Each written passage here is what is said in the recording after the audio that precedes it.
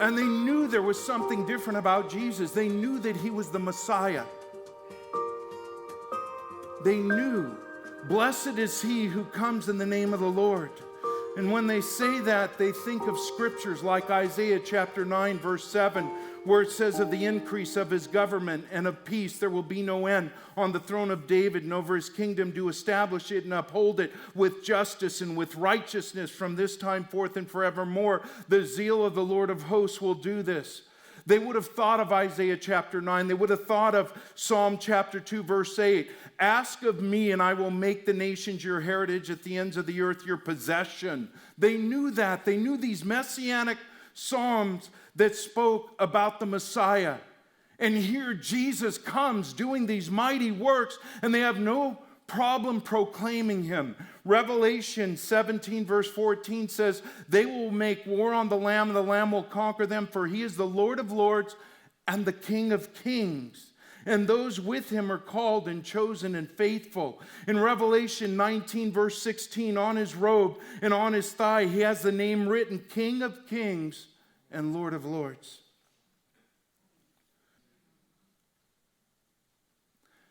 He's sovereign. But what grabs me about Jesus when you read the Bible,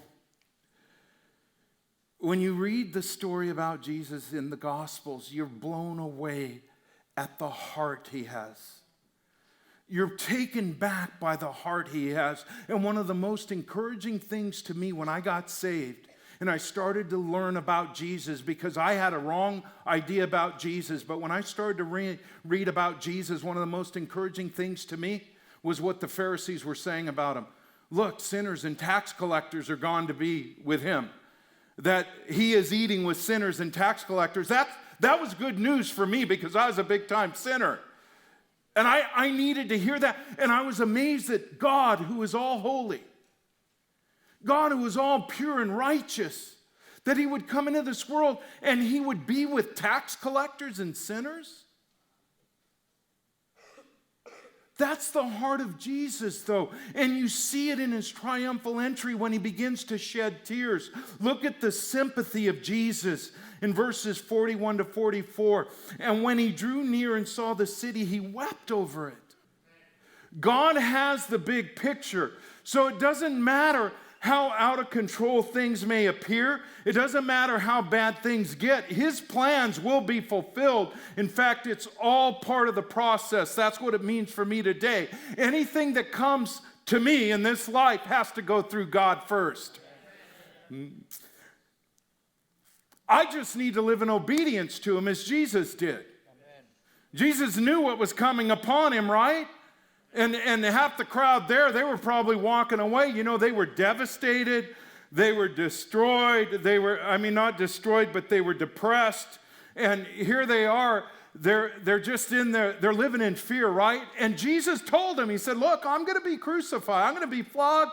I'm going to die, but I'm going to rise again. At the crucifixion, they just all run away. None of them are there to be found. They didn't embrace it. They ran from it.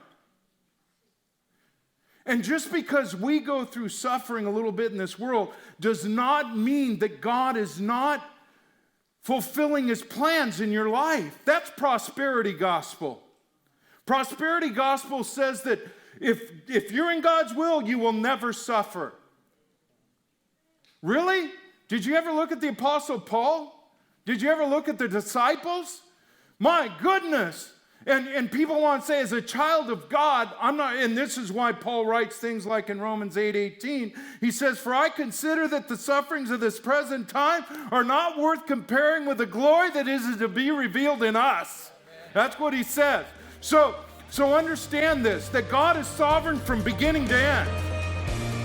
His plans will be fulfilled in my life. I can live with a confidence that no matter what happens, I know that God has my best interest at heart. Amen?